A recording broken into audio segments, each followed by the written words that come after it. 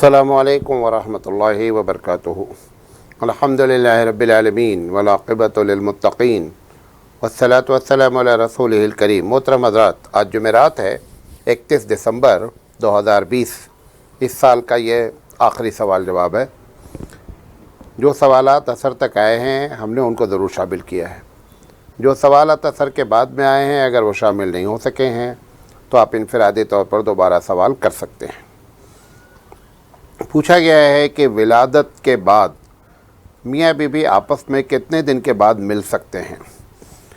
ये औरतों में एक मसला गलत मशहूर है कि 40 दिन तक औरत हर हाल में नापाक रहती है। ये बात गलत है।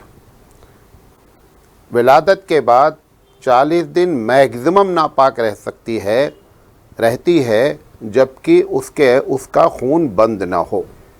अगर खून 10 दिन के बाद बंद हो गया तो इसका मतलब उसके निफास का पीरियड 10 ही दिन था, और अगर 20 दिन के बाद बंद हुआ तो 20 दिन है। जिस दिन बंद हुआ वो उसका आखिरी दिन है, उसके बाद वो पाक है, नमाज़ पढ़ सकती है। जो नमाज़ पढ़ सकती है तो मियाँ से मिल भी सकती है। नंबर 1। अगर 40 दिन लगातार होता रहा और 40वें दिन बंद हुआ तो इसका मतलब यह है कि मैक्सिमम पीरियड निफास का उस औरत को हुआ। वो 40 दिन तक उसके न मियाँ मिल सकता है, न नमाज़ पढ़ेगी। नंबर 3, अगर 40 दिन के बाद भी खून आता रहा तो इसका मतलब यह है कि 40 दिन के बाद अब वो नमाज भी पढ़ेगी, और अगर मियाँ मिलना चाहे तो मिल भी सकता है। ये अब बीमारी है, ये निफास नहीं है। लेकिन मैं दोबारा कहना चाहूँगा कि यह हमारी बहनों को गलत मसला मालूम है कि 40 दिन तक हर हाल में हम नापाक रहते हैं और नमाज छोड़ते रहते हैं। नापाकी का दिन सिर्फ उतने दिन होता है जिस दिन के खून जारी रहता है। खून बंद हो गया बीच में, नापाकी ख़त्म हो गई। पूछा गया है कि अगर बहन ने विरासत छोड़ दी तो क्या उनके लड़कों को बाद में अपने मामू से विरासत मांगने का हक़ बाकी रहा या नहीं। इस बात को बहुत वाज़ेह तौर पे समझ लें। एक बात तो मैं आज तक ये नहीं समझ पाया हूँ कि बहन ही विरासत क्यों छोड़ती है।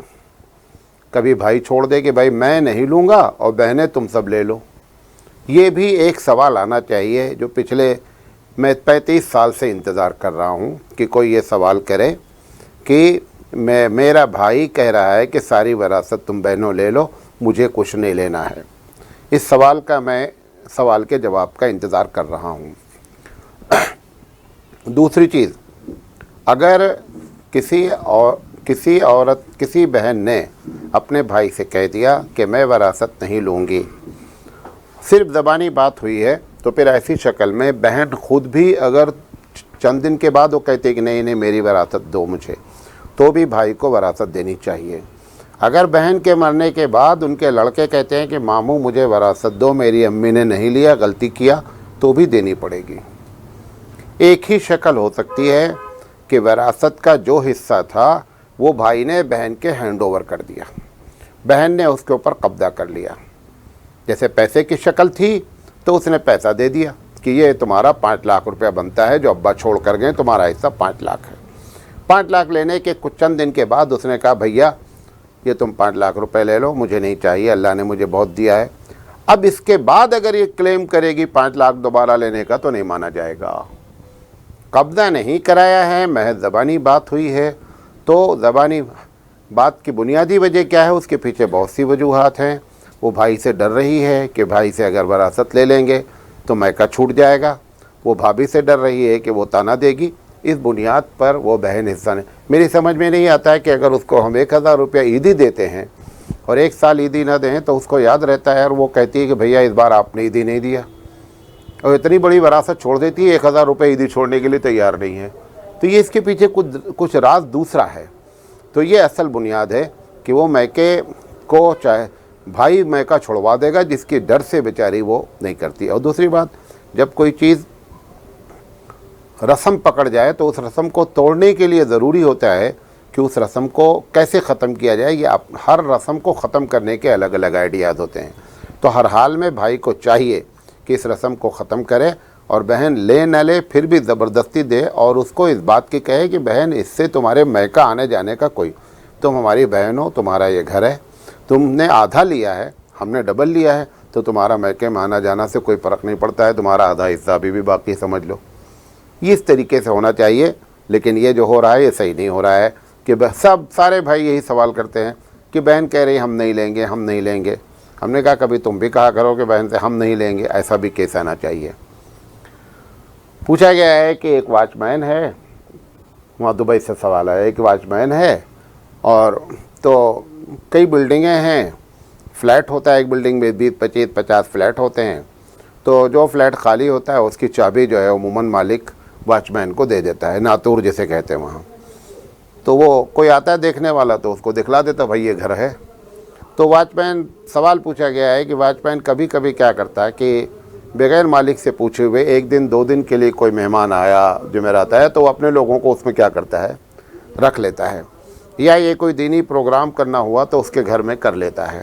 تو کیا واچ مین جو ایسا کر رہا ہے اس کا کرنا جائز ہے؟ قطعی جائز نہیں ہے، کیونکہ مالک کے مکان کا نہیں ہے، مکان کے مالک سے اجازت لے لے، جب چابی لے اسی وقت اجازت لے لے کہ اگر ہمارے کوئی مہمان آ گئے تو 1 دن کے لیے اگر ٹھہرنا ہوا، اگر اس کو اطلاع کر دے پہلے سے، اور اطلاع ہی نہیں بلکہ وہ کہہ دے ہاں ٹھیک ہے، تو وہ ایسا کیا کر سکتا ہے۔ پوچھا گیا ہے کیا منگنی کے بعد منگیتر سے بات کر سکتے ہیں؟ منگیتر کوئی چیز نہیں ہوتی ہے، آج منگنی ہوئی کل آپ توڑ دیں منگنی، ختم ہو گئی منگنی۔ پھر ایک صاحب نے سوال کیا ہے کہ ہمارے گھر والوں نے ہماری شادی طے کیا اور شادی کے بعد شادی ٹالتے گئے، مطلب 1 سال بعد ہوگی، 1.5 سال بعد ہوگی، 2 سال بعد ہوگی۔ ہم دونوں الگ الگ شہر میں رہتے ہیں، تو ہم نے یہ طے کیا کہ ہم دونوں نکاح کر لیتے ہیں، اور جب اماں ابا نکاح کریں گے تو اس وقت بھی نکاح کر لیں گے۔ ایک نکاح کر لیتے ہیں تاکہ ہم آپس میں جو باتیں کریں تو ہم گناہ گار نہ ہوں، ہم دونوں میاں بیوی رہیں۔ تو اگر ہم نے ایسا کر لیا اور پھر جب کارڈ چھپا تو امی ابو اپنے ٹائم کے مطابق نکاح جو رکھیں 1.5-2 سال بعد وہ کریں گے، تو کیا ایسا کیا جا سکتا ہے؟ اگر ایسا گناہ کے ڈر سے اس نے کیا ہے تو بغیر امی ابو کے علم میں لائے ویسا وہ کر سکتا ہے، اور دوبارہ اس وقت پھر نکاح کر سکتا ہے جس وقت امی ابو چاہ رہے ہیں، ایسا پاسبل ہے۔ اگر عورت اپنے شوہر کے کہنے پر اس کی ماں کی خدمت نہیں کرتی، یعنی ساس کی خدمت نہیں کرتی، تو گنہگار ہوگی کہ نہیں؟ اس میں مسئلہ یہ ہے کہ شوہر جس چیز کا حکم دے رہا ہے وہ اشد ضروری ہے کہ ہماری امی کے لیے یہ کرو، اگر اس کے باوجود وہ دلہن نہیں کر رہی، یعنی بہو نہیں کر رہی، تو گنہگار ہوگی۔ اور محض اگر اس کی عادت ہے کہ ہماری بات مانو یا نہ مانو لیکن اماں کا کام کرو، یہ جو کہہ رہا ہے یہ اس کو رائٹ ہی نہیں، ایسا کہنا بھی نہیں چاہیے، اور ایسا کہنے سے اگر بہو نہیں کرتی ہے تو گنہگار بھی نہیں ہوگی۔ پوچھا گیا ہے کہ ولی شادی کے لیے شرط ہے یا نہیں؟ یہ مسئلہ بڑا ہی عجیب و غریب ہے، بلکہ اختلافی ہے۔ امام شافعی رحمۃ اللہ علیہ کے ہاں بغیر ولی کے شادی نہیں ہوتی ہے۔ ولی سے مراد ہے لڑکی کا باپ، خاص کر اگر لڑکی کا باپ موجود ہے اور وہ راضی نہیں ہے تو شادی نہیں ہوگی، چاہے لڑکی بالغ ہو چاہے لڑکی نابالغ ہو۔ احناف کے نزدیک اگر لڑکی بالغ ہے تو ہر بالغ مرد اور عورت کو اب اختیار ہوتا ہے کہ وہ جو چاہے وہ اپنے بارے میں، جیسے نماز پڑھنے کے لیے اس کو ولی سے اجازت کی ضرورت نہیں کہ امی میں فجر کی نماز پڑھنے جاؤں کہ نہیں جاؤں، روزہ رکھوں کہ نہیں رکھوں، تو ان کا کہنا ہے کہ ولی کی وہاں جیسے اجازت نہیں، ایسے ہی کسی کام میں اب ولی کی اجازت نہیں رہ گئی۔ لیکن جو امام شافعی رحمۃ اللہ علیہ نے بات کہی ہے، اہل حدیث بھی وہی بات کہتے ہیں، تو آج کل کے جو حالات ہو رہے ہیں اس میں احناف کو بیٹھ کر اس مسئلے میں نظر ثانی کرنا چاہیے کہ ایک طرف تو لو جہاد کا قانون بن رہا ہے، دوسری طرف آپ اجازت دے رہے ہیں، تو بہت سی لڑکیاں جو ہے وہ اپنی مرضی سے شادی کر لیتے ہیں، ماں باپ کو بتاتی بھی نہیں ہیں، اور کبھی کبھی چھپ کر کرے رہتے ہیں کئی سال بعد تک۔ اگر یہ شرط لگا دی جائے اور اسی پر فتویٰ دے دیا جائے احناف کا بھی، تو میری ذاتی رائے یہ ہے کہ یہ بہت اچھا ہے، کیونکہ وقت کی نزاکت ہے، اور آلریڈی ایک امام کا کیا ہے مسلک بھی ہے، اور اس کی دلیل بہت مضبوط بھی ہے، صحیح روایتوں میں موجود ہے، لا نکاح الا بولی، کہ ولی کے بغیر نکاح نہیں ہوتا ہے، یہ روایت ہے۔ گرچہ احناف اس روایت کی تعویل کرتے ہیں، لا نکاح الا بولی کا مطلب ہے کہ اگر لڑکی نابالغ ہے تو شادی نہیں ہوتی، یہ انہوں نے بیچ میں ایک نقطہ نکال دیا، حالانکہ وہ نقطہ لکھا ہوا نہیں ہے۔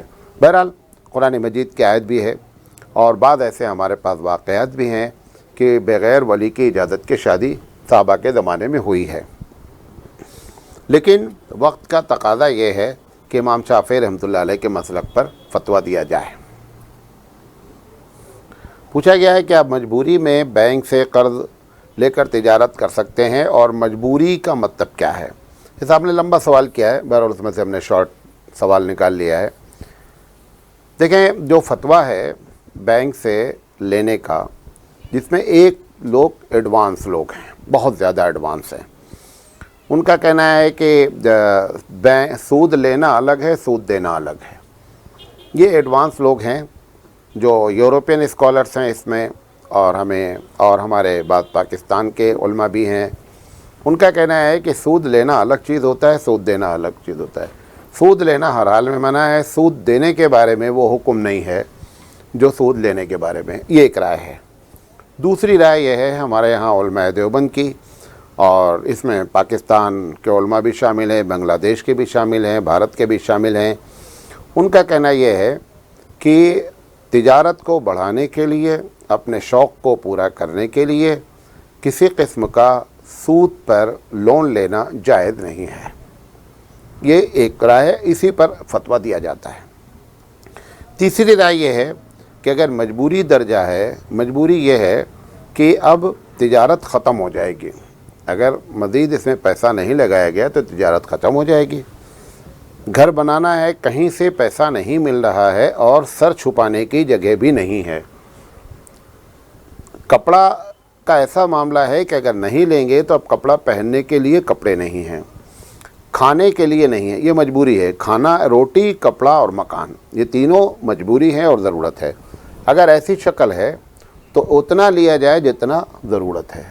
مکان، ایک مکان 2 بیڈ روم ہال کا 3 لاکھ میں بھی بن سکتا ہے اور 3 کروڑ میں بھی بن سکتا ہے، تو 3 لاکھ والا جو ہے، جو ضرورت ہے، اس کے تحت لے لیا جائے 3۔ لیکن یہ کہ آپ کو مکان نہیں ہے، اب اس میں آپ لیگزری آئٹم کر رہے ہیں، انڈور کو خوب ڈیکور کر رہے ہیں، پلاسٹر نہ بھی کیا جائے تو بھی بہت سے مکان بغیر پلاسٹر کے بھی رہتے ہیں لوگ، تو ضرورت بھر پھر ایسی شکل میں جائز ہوگا۔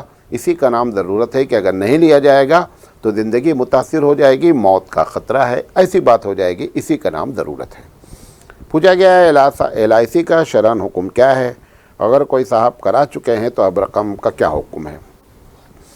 LIC کے بارے میں اب تک فتویٰ یہی ہے کہ LIC جو ہے وہ جائز نہیں ہے، لائف انشورنس جسے کہتے ہیں، جیون بیمہ، اور اگر کسی نے کرا لیا ہے تو اس کی پریمیم جو بھی قسط بھر رہا ہے وہ بھر دے، اور جب پیسہ اس کو پورا ملے واپس تو جتنا اس نے بھرا ہے وہ اس کو اتنا اپنا سمجھے، اور جو زیادہ ملا ہے وہ غریب کو، مضطر کو، پریشان کو بغیر ثواب کے نیت سے دے دیں۔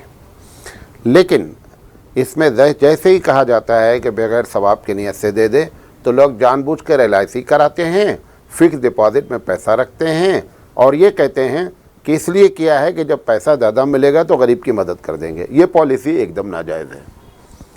اسلام میں ثواب کمانے کے لیے گناہ کرنا ایسی کوئی پالیسی نہیں ہے۔ پوچھا گیا مولانا بال رکھنے کے عرف عام میں زلف کہتے ہیں، معلوم یہ کرنا ہے کہ کان وغیرہ پہ جو بال آتے ہیں اس کو کاٹ سکتے ہیں کہ نہیں۔ دیکھیں، بال کے بارے میں 2 باتیں جان لیں، ویسے تو ہم بال پر پوری تقریر کرنے والے ہیں، سر سے لے کر کے پیر تک کے بال کے بارے میں ایک چیز پہ۔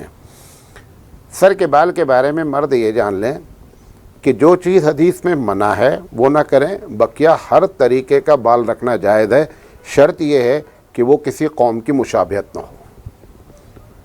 مثال کے طور پر ایک آدمی نے بڑا بال رکھ لیا جو پیچھے سے دیکھنے سے معلوم ہو رہا عورت ہے، یہ حرام ہے ہمارے نزدیک، مشابہت نہیں ہونی چاہیے، نمبر 1۔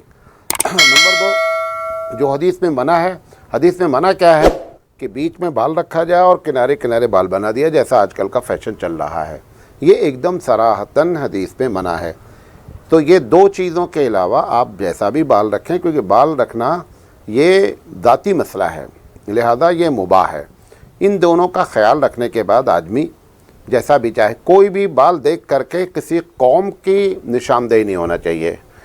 نمبر 1، جو چیز حدیث میں منع ہے وہ نہیں ہونا چاہیے، بقیہ بال رکھنے میں آپ آزاد ہیں، نمبر 1۔ نمبر 2، دوسرا سوال پوچھا گیا ہے کہ یہ جو زلف رکھنا کہتے ہیں، زلف سے مراد کیا ہے؟ دیکھیں، جو بال پیشانی سے مرد کے اٹھیں اور گدی تک پہنچ جائیں، یہی معنی ہوتا ہے زلف رکھنے کا، یہی معنی ہوتا ہے لما جفا غفرہ رکھنے کا۔ یہ تینوں جو لفظ استعمال ہوتے ہیں اس کا مطلب یہی ہوتا ہے کہ بال پیشانی سے اٹھے کانوں کے آدھی لو تک آ جائے، بال پیشانی سے اٹھے کانوں کی نیچے تک آ جائے، اور بال پیشانی سے اٹھے کندھے تک چلا جائے یہ، لیکن اتنا کندھے پر نہیں جانا چاہیے کہ پیچھے سے اگر کوئی آدمی دیکھے تو اسے یہ نہیں معلوم ہو پاوے کہ یہ لڑکی ہے یا لڑکا ہے، ایسا نہیں ہونا چاہیے۔ پوچھا گیا ہے کہ وضو کرنے کے دوران اچانک پانی نل میں ختم ہو گیا، اب ہم 10-15 منٹ تک بیٹھے رہے، اس کے بعد پانی آیا، تو اب میں جہاں پہ چھوڑا ہوں وہاں سے کنٹینیو کر لوں یا یہ وضو شروع سے کروں؟ سب سے پہلی بات دیکھیں، ایسی باتوں میں احتیاط لازم ہے۔ اس میں 2 فتویٰ دیا گیا ہے کہ اگر اس 15 منٹ کے درمیان میں کوئی چیز ایسی واقع نہیں ہوئی جو وضو توڑ دے تو آپ وضو کو کنٹینیو صرف پیر دھل لیجیے، ختم ہو جائیے۔ لیکن اس میں جو احتیاط کا فتویٰ ہے، جو اصل مسئلہ ہے اور جو صحیح مسئلہ ہے وہ یہ ہے کہ اگر اس درمیان میں آپ نے جو اعضاء دھلے تھے بغیر پوچھے ہوئے وہ خشک ہو گئے اگلا پارٹ دھلنے کے ٹائم پر، تو زیادہ فتویٰ اس پر ہے کہ اگر ہاتھ دھلا، پیر مطلب چہرہ دھلا اور اب سوکھ گیا، اب پیر دھلنے کے ٹائم 10 منٹ کے بعد پانی آیا تب تک یہ سوکھ گیا، تو اب جو ہے اثر نو کیا کیا جائے، وضو کیا جائے، اور یہی رائے زیادہ بہتر ہے۔ پوچھا گیا ہے کہ نکاح کا اسلامی طریقہ کیا ہے، اور ساتھ میں خطبہ نکاح میں پڑھنے والے کلمات تحریری شکل میں سینڈ کریں۔ بعد میں آپ کسی بھی کتاب میں دیکھ لیں، نیٹ سے نکال لیں، سب جگہ خطبہ نکاح لکھا رہتا ہے۔ نکاح کا اسلامی طریقہ کیا ہے وہ آپ کو بتا دیتے ہیں۔ نکاح ایک محفل میں ہونا چاہیے، نمبر 1۔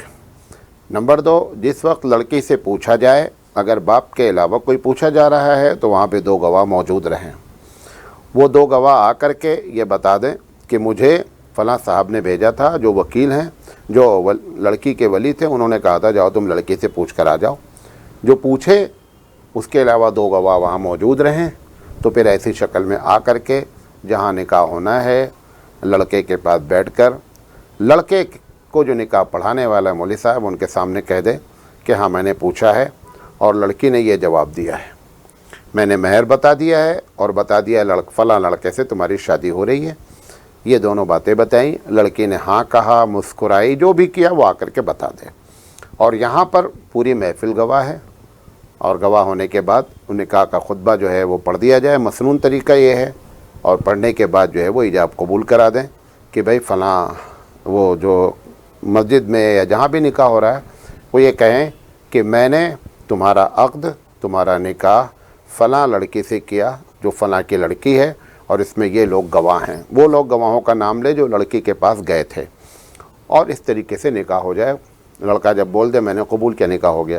اور اگر لڑکی کا باپ خود موجود ہے، وہی ولی ہے، وہی وکیل ہے، وہ جا کر کے خود لڑکے سے پوچھ کر کے آ جائے، اور آنے کے بعد آ کر بتا دے کہ آپ نکاح پڑھیے مولوی صاحب، میں لڑکی کا باپ ہوں، ولی ہوں، پھر کسی کی وہاں پہ ضرورت نہیں ہے وہاں گواہ کی، یہاں پہ جو گواہ موجود رہیں گے وہ کافی ہیں۔ پوچھا گیا ہے کہ مولانا صاحب آپ نے ایک تقریر میں کہا ہے کہ زمین کا وزن کم نہیں ہوتا، میں نے ابھی درس حدیث میں یہ بات کہی تھی کہ اللہ کا ایک نظام ہے، پہاڑ لوگ کھودتے ہیں تو پتھر کیا ہوتا ہے، عمارت کی شکل میں کہیں نہ کہیں موجود رہتا ہے، مٹی آپ ایک جگہ کھودتے ہیں تو دوسری جگہ جا کر مٹی موجود رہتی ہے، ایسے میں نے بڑی مثالیں دیں۔ تو ان کو اشکال یہ ہوا کہ درخت بھی ایک وزن ہے، تو درخت جب کاٹ دیا جاتا ہے تو کاٹنے کے بعد جو ہے وہ درخت جلا دیا جا گیا، مثال کے طور پر وزن کیا ہو گیا، کم ہو گیا۔ تو بات ان کی معقول ہے، لیکن ان کو یہ نہیں معلوم ہوا کہ جو درخت جل گیا ہے، سب سے پہلی بات تو لکڑی کا کام صرف جلنا ہی نہیں ہے، لکڑی وہاں سے چھیلی گئی اور چھیلنے کے بعد دروازے کی شکل میں موجود ہے، لکڑی وہاں سے چھیلی گئی فرنیچر کی شکل میں موجود ہے، ہزاروں شکل میں لکڑی موجود ہے، ایک بہت چھوٹا سا حصہ لکڑی کا جلتا ہے، جتنا جلا ہے اس سے زیادہ دوسرے درخت روزانہ اگتے رہتے ہیں، لہذا برابر ہو گیا۔ تو کٹنا ان کو یاد رہا اور اگنا یاد نہیں رہا، جس کی وجہ سے ان کو اشکال ہوا۔ میں یہ نہیں کہہ رہا ہوں کہ گرام ٹو گرام وزن برابر رہتا ہے، میں آپ کو سمجھانے کے لیے بات میں نے کہی کہ اللہ تعالیٰ کا ایک نظام ہے کہ زمین پر سے جتنا مال اٹھتا ہے وہ زمین ہی پر کہیں نہ کہیں کیا ہوتا ہے، موجود رہتا ہے۔ اب مثال کے طور پر آدمی کا وزن 100 کلو ہوتا ہے، مر جاتا ہے، مٹی بن جاتا ہے، 10 کلو ہو جاتا ہے، وہ 10 کلو ہونے سے پہلے دوسرا 100 کلو تیار ہو جاتا ہے، سمجھے نہیں؟ دوسرا 100 کلو والا آدمی تیار ہو جاتا ہے، لہذا وہ بھی وہی سسٹم ہے۔ تو ہم اس لیے جواب دے رہے ہیں کہ ہو سکتا ہے پھر وہ مرنے والے کا ذہن میں ان کی بات آوے کہ وہ مر گیا، مٹی بن گیا، اس کا وزن کم ہو گیا، تو اس کا جواب بھی دے دیں۔ پوچھا گیا ہے کہ ایمان کسے کہتے ہیں، سادہ سی زبان میں بتائیے۔ دیکھیں، اللہ اور رسول ان دونوں کو دل سے ماننے کا نام اور زبان سے وہ بات کہہ دینا جو دل میں ہے، اسی کا نام ایمان ہے۔ اب پھر ایمان کے برانچیں ہیں، ایمان مفصل ہے، ایمان مجمل ہے، وہ ساری باتیں، لیکن حقیقت میں ان دو چیزوں کو جب کوئی آدمی ایکسیپٹ کرتا ہے تو وہ ایمان کے دائرے میں داخل ہو جاتا ہے۔ تو دل سے ماننا، اگر ایک آدمی دل سے مانتا ہے لیکن زبان سے کبھی بھی کہنے کے لیے تیار نہیں ہے، تو پھر ایسی شکل میں اس کو یہ نہیں کہا جائے کہ یہ ایمان والا ہے۔ اللہ کے نگاہ میں ہو سکتا ہے لیکن قانونی لحاظ سے اس کو ایمان کی شکل نہیں دی جائے گی۔ پوچھا گیا کیا بریلوی مسلک کے پیچھے نماز پڑھنا منع ہے؟ وہ مولانا تھانوی کو کافر کہتے ہیں۔ مولانا تھانوی کو کافر کہنے کی وجہ سے کسی آدمی کے پیچھے نماز نہیں پڑھنا چاہیے، ایسا کوئی فتویٰ نہیں ہے۔ نمبر 1، کوئی بھی آدمی، وہ بریلوی ہو یا دیوبندی ہو، اگر وہ اہل سنت والجماعت کے عقیدے کے خلاف عقیدہ رکھتا ہے تو پھر ایسے شخص کے پیچھے نماز نہیں ہوتی ہے، سیدھی سی بات ہے۔ لیکن جو مولانا تھانوی کو کافر کہتا ہو، رشید احمد گنگوہی رحمۃ اللہ علیہ کو کافر کہتا ہو، اس بنیاد پر یہ فتویٰ نہیں دیا جائے۔ اس کے کافر کہنے کی وجہ ہوگی، جو بھی کہہ رہا ہے وہ صحیح کہہ رہا ہے، غلط کہہ رہا ہے وہ اللہ کے یہاں جواب دے گا، لیکن اس وجہ سے وہ نہیں۔ لیکن اگر وہ حضرت عائشہ کو کافر کہہ دے گا تو پھر نماز نہیں ہوگی۔ ابو بکر کو ایمان والا نہیں مانتا ہے، پھر نماز نہیں ہوگی آپ کی۔ تو امام کے لیے بریلوی دیوبندی سے مطلب نہیں ہے، جو ہمارا عقیدہ ہے اس عقیدے کے خلاف اگر عقیدہ رکھتا ہے تو پھر نماز ایسے شخص کی، مثال کے طور پر ہم مانتے ہیں کہ اللہ رب العزت سب کچھ جانتا ہے، اس کے علاوہ کوئی بھی دنیا میں ایسا نہیں ہے جو سب کچھ جانتا ہو۔ کوئی آدمی اگر عقیدہ رکھتا ہے کہ نہیں ولی جانتے ہیں، رسول جانتے ہیں، تو پھر ایسے شخص کے پیچھے نماز نہیں ہوگی۔ ہمارا عقیدہ یہ ہے کہ پروردگار عالم اپنے علم کے لحاظ سے ہر جگہ موجود ہے، ذات کے لحاظ سے نہیں، علم کے لحاظ سے ہر جگہ موجود ہے۔ ایک آدمی عقیدہ رکھتا ہے کہ عبد القادر جیلانی رحمۃ اللہ علیہ بھی بیک وقت 2000 جگہ پر موجود رہتے ہیں، یا پوری دنیا میں جہاں جو تصور کر لے موجود رہتے ہیں، اگر آپ ان کو پکاریں تو وہ مدد کے لیے آ جاتے ہیں۔ اگر ایسا عقیدہ رکھتا ہے تو پھر ایسے شخص کے پیچھے نماز نہیں ہوتی، وہ چاہے دیوبندی ہو یا بریلوی، سے کوئی فرق نہیں پڑتا ہے۔ پوچھا گیا اشراق کا وقت کتنے گھنٹے رہتا ہے؟ دیکھیں، اس میں جو حدیث میں آتا ہے کہ جب اونٹنی کے بچے کا پیر جلنے لگے دھوپ کی وجہ سے، تو سمجھ جانا کہ اب اشراق کا وقت ختم ہو گیا، کیونکہ چاشت کا وقت جس کو ضحیٰ کہتے ہیں وہ وقت شروع ہوتا ہے، جب وہ شروع ہوتا ہے تو اشراق کا وقت ختم ہو جاتا ہے۔ اندازہ یہ ہے کہ جس موسم میں، جس ماحول میں اللہ کے رسول نے یہ بات فرمائی ہے، سورج نکلنے کے 2 گھنٹے کے اندر اندر یہ کیفیت پیدا ہو جاتی ہے عرب دنیا میں، کہ جو ہے وہ اگر آپ 2 گھنٹے کے بعد بھی نکلیں گے، اگر زمین کچی نہیں ہوگی، پکی ہوگی یا ریت بھی ہوگی، تو بھی آپ کے پیر جلنے شروع ہو ہیں۔ تو پھر ایسی شکل میں جو ہے یہی سمجھائے 2 گھنٹے کا وقت تقریباً رہتا ہے۔ پوچھا گیا کہ قبر کے 3 سوال ہیں اور آخرت کے 5 سوال ہیں۔ قبر کے سوال کا تعلق عقیدے سے ہے اور آخرت میں عمل کے بارے میں ہے، تو یہ کیا بات ہے؟ پہلی بات تو میں سوال سمجھا نہیں، کہنا کیا چاہتے ہیں؟ یہ کہنا چاہتے ہیں کہ دونوں جگہ کے، اگر یہ کہنا چاہتے ہیں کہ دونوں جگہ کے سوالات ایک ہونا چاہیے، حقیقت میں جو ہے وہ حشر کا جو میدان ہے وہاں پہ 5 ہی سوال نہیں ہوں گے، 5 سوال سے ابتدا ہوگی، سوال پورے ہوں گے۔ وہاں پر ہر سوال، ہر قسم کا سوال ہوگا۔ جو بعض حدیثیں آپ کے آتی ہیں کہ قیامت میں آپ سے 5 سوال کیا جائے گا، اس کا مطلب ہے کہ 5 سوال سے ابتدا ہوگی، یہ پہلے سوالات ہوں گے۔ جیسے آپ نے دیکھا ہوا کہ ایگزام میں بھی سیکشن وائڈ بٹا ہوتا ہے، بھائی ایک بچہ سمجھے کہ نہیں ایک سیکشن نمبر 1 ہی اصل سوال ہے، سیکشن نمبر سی کو چھوڑ دو، یہ مطلب نہیں ہوتا ہے، سارے مل کر کے پرچے ہیں۔ ایسے ہی قیامت میں ساری فائلیں کھلیں گی، وہ فائل کی ابتدا ان سوالوں سے ہوگی۔ ایک بات تو حشر جو ہے وہ سارے اعمال کا جواب دینا ہے۔ یہ جو قبر میں 3 سوال پوچھا گیا ہے، یہ ٹرائل کے طور پر ہے کہ اگر اس چیز میں صحیح ہے تو بقیہ سوال کیے جائیں، ورنہ سوال کرنے کی ضرورت نہیں ہے، کافی ہے سزا دینے کے لیے۔ نہیں سمجھے بات؟ ایمان ہی نہیں ہے تو ایسے ایک آدمی بولتا ہے میں ایمان والا نہیں ہوں یا ایمان نہیں، اس سے یہ سوال کرنے کی کیا ضرورت ہے کہ تم نے نماز پڑھی کہ نہیں پڑھی؟ اس کو ایمان نہ ہونے کا، کفر کا گناہ دے دیا جائے گا जैसे एक आदमी को फांसी की सज़ा दे दी जाए, आप जा करके आप लटक जाएं, क्या कहते हैं, जज के पास कि नहीं साहब फांसी की सज़ा देना है, लेकिन उसके बाद भी इसको 3 साल जेल में भी रखना है। तो जब फांसी की सज़ा हो गई तो सारी उसमें क्या हो गई, एक साथ लपेट दी गई। ऐसे कुफ्र की सज़ा हो जाती है। तो ये जो कब्र का सवाल है, ये बुनियादी सवाल है। अगर इसमें ही बंदा फेल है तो फिर मज़ीद सवाल करने की क़यामत में ज़रूरत नहीं है, काफिर है। पूछा गया अगर किसी शख्स बाजमात नमाज पढ़ते हुए वज़ू टूट जाए तो फिर बाहर जाकर वज़ू करके आए। बहरहाल ये एक सवाल है कि अगर नमाज की हालत में किसी का वज़ू टूट गया तो क्या करें।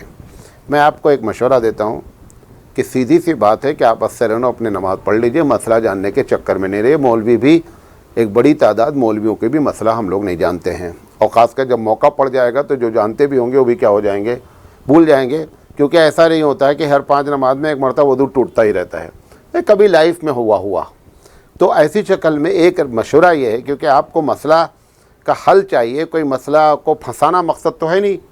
तो बेहतर ये है कि अब आप ये समझ लें कि मैं असर नमाज़ पढ़ूँगा, जाएँ अपना वज़ू करें, वज़ू करके आएँ, इत्मीनान से वज़ू कर लें, वज़ू करके आएँ, इमाम साहब जिस हालत में मिले आप असर अपनी नमाज का इरादा कर लें, नमाज़ पढ़ें। सबसे बड़ा मसला न मौलाना साहब से पूछने की ज़रूरत है, न मुफ्ती साहब से। समझिए हमारी 2 रकात छूटी है, 3 रकात छूटी है, 4 रकात छूटी, जो भी है, जैसे छूटने वाले की नमाज़ होती है वैसे नमाज़ पढ़ लें। अब इल्मी लिहाज से जो बहस की जाती है उसमें फिर इतने इख्तलाफ हैं जिसका कोई जवाब नहीं। एक जो अनाफ का मसला है वो बता देते हैं। अनाफ का मसला ये है कि आपकी नमाज वज़ू टूट गया तो आप चले जाएं, सबसे करीब तर जगह पर वज़ू करें, दरमियान में किसी से बात नहीं करें, और वज़ू करके वहाँ से आवें। अब आने के बाद वो कहते हैं कि आप अगर समझ रहे हैं कि 1 रकात हो गई है, अब ये भी मालूम होना कोई ज़रूरी नहीं। बाद मस्जिदों में वज़ू बहुत दूर है, वहाँ से पता चला, अब इनको पता ही नहीं चला चौथी रकात है कि तीसरी रकात है। जो फतवा दिया गया है कि उसको जो आइडिया लगे कि मेरी नमाज 2 रकात छूट चुकी है तो पहले अपनी 2 रकात पढ़ ले अलग से, और फिर जहाँ से छूटा था वहाँ से आकर के समझे कि अब मैं इमाम के साथ शामिल हो गया हूँ, और उसके बाद इमाम के साथ वो शामिल होकर के अपनी नमाज़ पूरी कर ले। 2 रकात तो पहले पढ़ ले जो उसकी छूटी है, जो उसको आइडिया लगा। लेकिन इसमें एक सवाल उठता है कि अगर उसको पता ही नहीं चले कि कै रकात हमारी इसके पहले छूटी है, इन सबसे बेहतर ये है कि लफड़ा पालने के बजाय वज़ू करो और दोबारा शामिल होकर अपनी नमाज़ पढ़ लो। सीधी सी बात है। पूछा गया मैं सदका खैरात करता हूँ और चाहता हूँ कि उसका सवाब मुझे और मेरे वालिदैन मरहूम को मिले, क्या हर बार मुझे नियत करनी होगी? इस सवाल का जवाब पिछली मरतबा भी दिया गया था। आप एक मरतबा ये नियत कर लें कि मैं अल्लाह जब भी सदका या नफली कोई काम करूँ इसमें इतना % सवाब मेरी अम्मी अब्बू को जाता रहेगा पूरी ज़िंदगी। हर बार नियत करने की ज़रूरत नहीं है। पूछा गया है मौलाना साहब एक हदीस बहुत पढ़ी जाती है कि जुमा के दिन जिस आदमी ने दरूद शरीफ पढ़ा, और दरूद शरीफ में कहा जाता है कि अल्लाहुम्मा सल्ली अला मुहम्मदिन नबीय्यिल उम्मी, ऐसे करके एक हदीस है, हमें तो याद नहीं वो दरूद। तो उसमें 80 साल के गुनाह माफ़ हो जाते हैं, और क्या कहते हैं 80 दर्जात, अलग अलग रवायतें हैं। लेकिन शर्त यह है कि असर के बाद पढ़ा जाए और अपनी जगह से ना उठा जाए और बात ना किया जाए, उसको ये फजीलत हासिल होगी। ये कहाँ तक सही है? सबसे पहली बात समझ लें कि इसमें जो बात ना करने की बात है ये किसी हदीस में जिक्र नहीं है। बात ना करें ऐसा कोई हदीस में नहीं है। नंबर 1 ये हदीस में जिक्र है। मोबाइल देखेंगे तो मैं डिस्टर्ब होता हूँ। क्या कह रहा था? बात ना करें 80 साल के। अच्छा, तो ये जो हदीस में जिक्र है कि बात नहीं करें, ये हदीस में जिक्र है, ये सही नहीं है। ये हदीस में जिक्र ही नहीं है। हदीस में जिक्र है कि असर की नमाज के बाद बंदा ये दरूद पढ़े और क्या कहते हैं अपनी जगह पे बैठा रहे तो उसको 80 साल के गुनाह माफ़ हो जाते हैं। सबसे पहली बात जान लें कि किसी के नज़दीक हदीस सही नहीं है। नंबर 1 इब्ने जौज़ी कहते हैं वाहियात हदीसों में से हदीस है। अल्लामा नासरुद्दीन कहते हैं कि मौजू हदीस है। हमारे उलमाए देवबंद इसको कहते हैं कि मौकूफ़ हदीस है। क्योंकि उलमाए देवबंद इस सिलसिले में अगर फ़जीलत की बात होती है तो थोड़ा से नरम गोशा रखते हैं। कोई आदमी अगर पढ़ता है तो पढ़ ले, लेकिन जिस तरीके से इस हदीस की फ़जीलतें चार्ट लगा करके اور तोगरे लगा करके बयान की जाती हैं, उस लिहाज से इसका मौक़िफ़ सही नहीं है। बहरहाल कोई पढ़ना चाहे पढ़ ले। नंबर 1, 80 साल के जो गुनाह माफ़ होते हैं, ये आपको एक उसूली तौर पे बात बता देता हूँ। ऐसी जितनी भी फजीलत आती हैं, नमाज की, रोज़ा की, हज की, किसी भी चीज़ की, कि इतने हज़ार साल के गुनाह माफ़ हो जाते हैं, इतने, इससे मुराद गुनाह सगीरा होते हैं, कबीरा कभी नहीं माफ़ होते हैं जब तक कि बंदा तौबा नहीं करता है। लिहाजा कोई पढ़ रहा है, पढ़ने दें दरूद को। दरूद पढ़ना कोई बुरी चीज़ नहीं है। हाँ, लेकिन अगर वो ये समझ रहा है कि ये बहुत बड़ा फजीलत वाला काम हम कर रहे हैं, बहुत सही। सियासत्ता में हदीस, सियासत्ता की किसी किताब में हदीस नकल ही नहीं है। सियासत्ता की जो हमारे पास बुखारी, मुस्लिम, तिरमिज़ी, अबू दाऊद, इब्न माजा, नसाई, ये जो 6 किताबें हैं, इसमें वो किताब में वो हदीस का जिक्र ही नहीं है। ये हदीस दूसरी किताबों में, फ़दाइल में है। बहरहाल कोई पढ़ता है तो पढ़ ले, लेकिन जब तशद्दुद से इस पर बात कही जाती है, वो हकीकत में सही नहीं है। पूछा गया, दौरान नमाज अगर खांसी या छींक आने की वजह से हल्की सी री निकल जाए तो क्या हुक्म है? जब मालूम हो गया हल्की सी री निकली है, तो री के लिए ज़रूरी नहीं है कि बहुत ज़ोर से आवाज़ करे तभी वज़ू टूटता है। समझे नहीं? हर हाल में वज़ू क्या हो जाएगा? टूट जाएगा। पूछा गया है कि बैंक से जो सब्सिडी वाला लोन मिलता है वो किस हालत में लेना जायज़ है? ये समझ लें, ये बैंक एक सिस्टम देता है। बैंक क्या देता है? सरकार देती है। बैंक तो नहीं देता, सरकार देती है। सरकार ये कहती है कि आप इतना लोन ले लीजिए और 2 लाख लोन ले लीजिए, तो कभी कहती है कि 2 साल तक इस पर कोई आपको इंटरेस्ट नहीं भरना। एक शक्ल कभी कभी ये कहती है। कभी कभी ये कहती है कि 2 लाख आप लोन ले लीजिए और 1,70,000 पर ही आपको भरना है, 30,000 आपको छूट है। लेकिन वो 1,70,000 पे इंटरेस्ट देना पड़ता है। तो अगर कोई आदमी इस वजह से सब्सिडी के लोन के फ़ायदा उठाना चाहता है, तो ये देख ले कि वो जो 30,000 मिला, 2 लाख रुपए भरना है, 1,30,000, लेकिन 1,30,000 पर, 1,70,000 पर उसको क्या देना पड़ेगा? इंटरेस्ट देते रहना पड़ेगा। तो अगर ये देखें कि 30,000 के अंदर अंदर हम इंटरेस्ट भर रहे हैं, लिया हमने 2 लाख, गया भी हमारा 2 लाख, भले वो 1,70,000 ऐसे ले रहे हैं, बकिया इंटरेस्ट के नाम पे ले रहे हैं, तो फिर ऐसी शक्ल में अगर ऐसी ज़रूरत पड़ जाए तो फिर लेना जायज़ है। लेकिन अगर उससे 2 लाख से ज़्यादा जो भी आप देंगे वो हर हाल में सूद कहलाएगा और वो नाजायज़ हो जाएगा। पूछा गया, अगर हम किसी बरेलवी मस्जिद में जाते हैं और वहाँ पर इकामत में हुज़ूर सल्लल्लाहु अलैहि वसल्लम के नाम आने पर अंगूठा चूमा जाता है, तो क्या हम चूम सकते हैं कि नहीं? एकदम चूम सकते हैं। ये कोई ऐसा मसला नहीं है कि चूम लेंगे तो आप इस्लाम से खारिज हो जाएंगे, या हमारे नज़दीक चूमना जो है गुनाह कबीरा है, ऐसा नहीं। हम तो सिर्फ एक बात कहते हैं कि अबू बकर सिद्दीक़ रज़ी अल्लाह तआला अन्हु के जानिब ये हदीस मनक़ूल है, अंगूठा चूमने वाली, ये हदीस जो है मौज़ू है, हदीस सही नहीं है। तो सुन्नत समझकर अगर आप चूमेंगे तो सुन्नत की दलील चाहिए। लेकिन अगर कहीं आपने चूम लिया तो ऐसा कोई, बल्कि अगर नहीं चूमने से आपको फितने का अंदेशा है तो चूम ही ले, वहाँ पर फितना खड़ा नहीं करें। एक साहब ने पूछा, मौलाना साहब आपने कहा कि फ़ज़ाइल आमाल या मुंतखब हदीस तालीम करने के लिए कोई समझाने वाला होना चाहिए। सबसे पहले बात तो बताया मैंने फ़ज़ाइल आमाल के बारे में कहा ही नहीं है, नंबर 1। नंबर 2, मुंतखब हदीस के बारे में मैंने कहा कि तालीम के नाम पर एक तालीम दी जाती है और ये नहीं मालूम होता है कि तालीम क्या है। ये बात मैंने कही एक जगह, एक मरतबा नहीं, कई मरतबा कहा, और फिर कह रहा हूँ कि मुंतखब हदीस में जो हदीसें बतौर बरकत पढ़ी जा रही हैं, बतौर तालीम, बरकत नहीं, बतौर तालीम पढ़ी जाती है, उसको कोई समझाता नहीं। तो दूसरे साहब ने कहा कि उसमें कुछ समझाने वाला ही नहीं, सब कुछ समझ में आता है। ये उन्होंने सामने कहा। असल में क्या है कि एक आदमी होता है नाबीना, नाबीना के सामने भी अगर लाइट आप जला दें, वो देख तो नहीं पाता, लेकिन उसको फिर भी लगता कुछ जला है, कुछ रोशनी आई है। लेकिन अगर कोई आदमी अंधा मुतक़िद होता है, जिसको अंधी तकलीद कहते हैं, उसके सामने आप सूरज भी ला के रख देंगे तो बोलेगा सूरज नहीं चमक रहा है, सूरज नहीं निकला आज। यही हमारा मामला हमारा है। एक नहीं हज़ारों हदीसें फ़ज़ाइल आमाल में कि जो लिखी, इस फ़ज़ाइल आमाल मुंतखब हदीस में कि जो इस बात की मोहताज हैं कि उनकी तशरीह की जाए। मैं पिछले 136-37 दर्स मैंने दिया है हदीस पे। हालांकि उस 136 हदीस पढ़ने के लिए मुझे ज़्यादा 1 घंटे की ज़रूरत है, लेकिन मैंने उस 136 हदीस को पढ़ने में और समझाने में लोगों को 120 मिनट के 136 दर्स दिए हैं, और वो कह रहे हैं कि इसमें कोई हदीस ऐसी नहीं होती नहीं, सब समझे। मैं एक हदीस पेश कर देता हूँ, हुजूर अकरम सल्लल्लाहु अलैहि वसल्लम ने फरमाया कि मन क़ाल ला इलाहा इल्लल्लाह दखल अल जन्नह।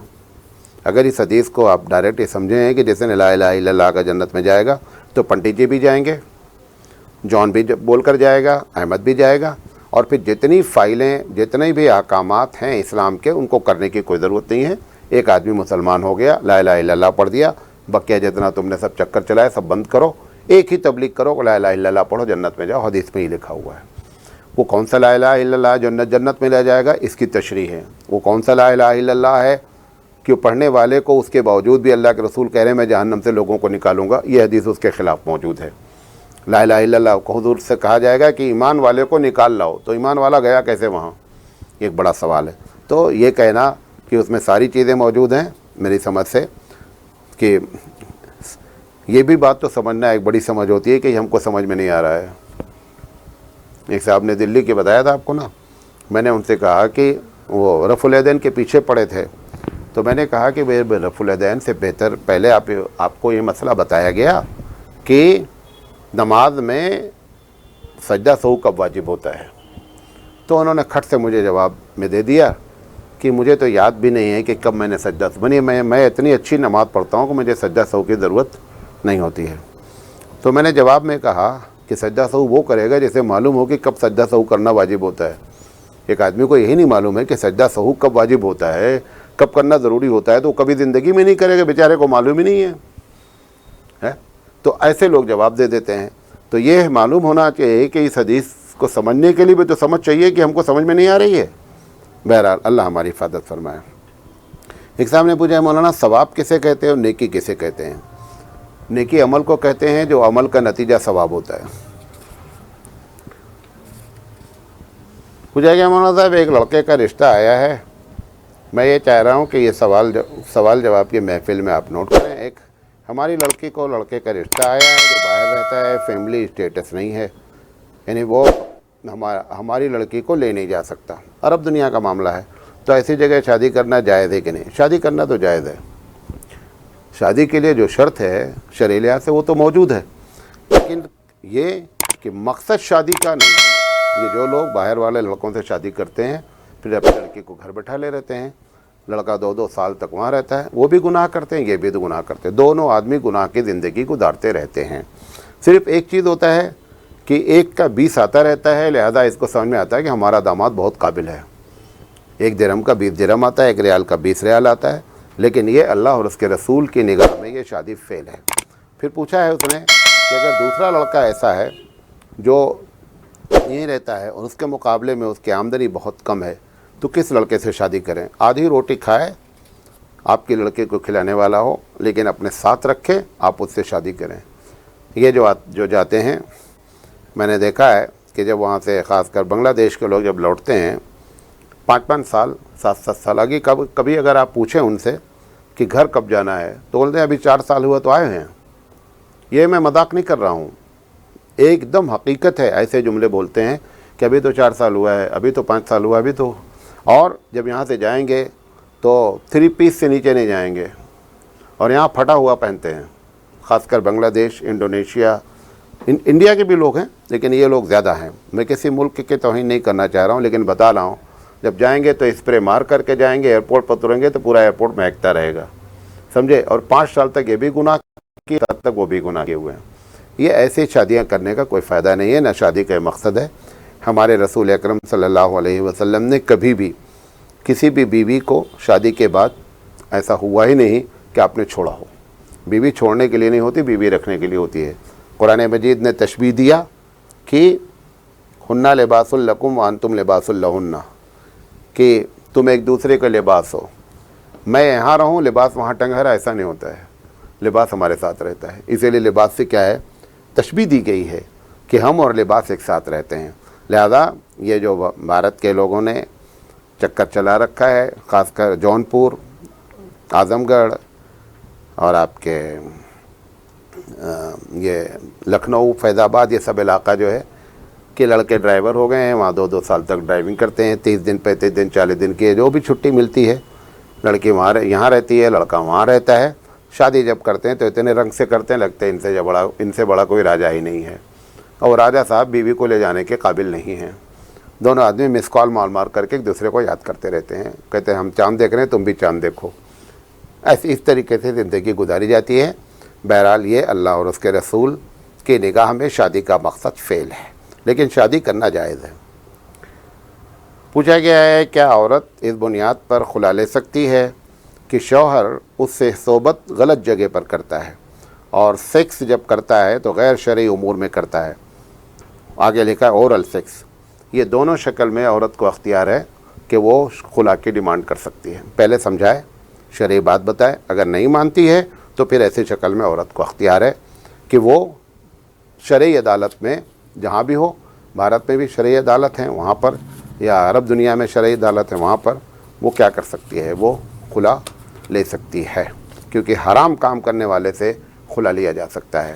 جیسے شراب پیے ایسے شوہر سے خلا لیا جا سکتا ہے، ایسے یہ معاملہ بھی حرام کا ہے، لہذا خلا لیا جا سکتا ہے۔ یہ باتیں آپ کے سامنے رکھنی تھی۔ وآخر دعوانا ان الحمد للہ رب العالمین۔